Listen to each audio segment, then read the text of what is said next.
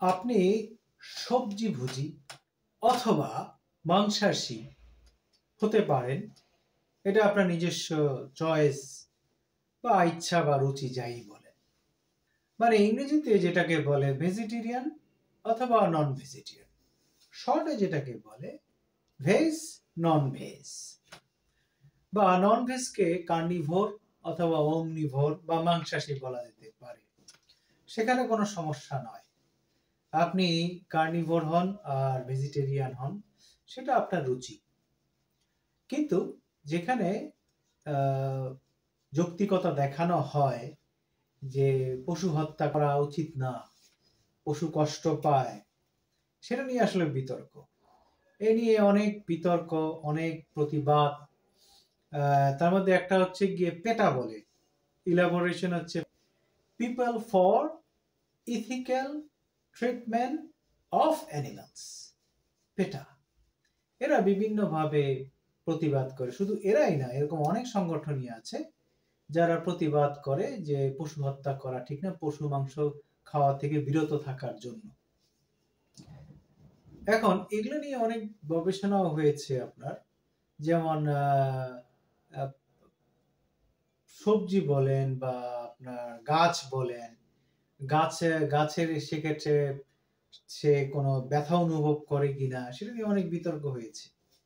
আচ্ছা, আমার প্রশ্ন হচ্ছে গিয়ে, আপনি হত্যা করছেন বা যেভাবেই হোক, আপনি একটা পশুকে বধ করার সময় পশু চিৎকার করে, আপনার খারাপ লাগে, সেখানে সে ব্যথা অনুভব করে, অনেক চিৎকার, এই জন্য আপনার চোখে ধরা পড়ে বা আপনি শোনেন, তাই আপনার খারাপ লাগে।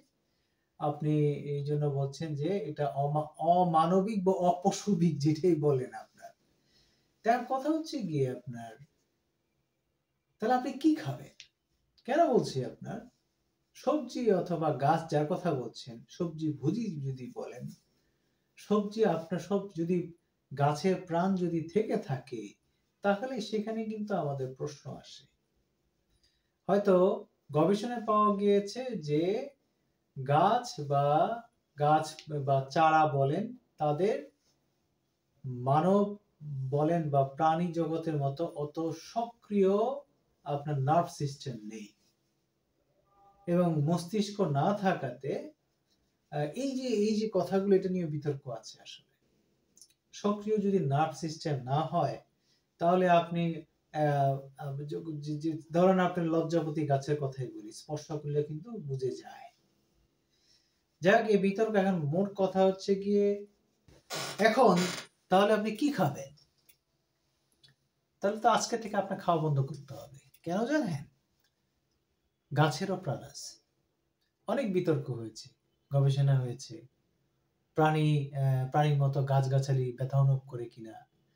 সিম্পল বিষয়, যদি গাছের প্রাণ থেকে থাকে, তাহলে গাছকে হত্যা করা হয়, সে হয়তো প্রাণীর মতো ওইভাবে চিৎকার করতে না পারে, ওরকম তার কোনো ব্যবস্থা নাই বা প্রকাশের বা ব্যথা প্রকাশের। সিম্পলি বিষয়, গাছ যেহেতু প্রাণ আছে, তাহলে আপনি গাছ যখন উঠান, তোলেন, আপরুট করেন, মূল উৎপাটন করেন খাওয়ার জন্য, সেখানে তো আপনার তাতে প্রাণ আছে। তো এটা অনেকটা বলা যায় বোকামি ছাড়া কিছুই না।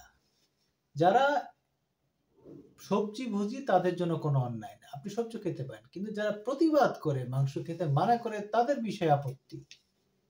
তারা বলে যে পশু হত্যা করা যাবে না।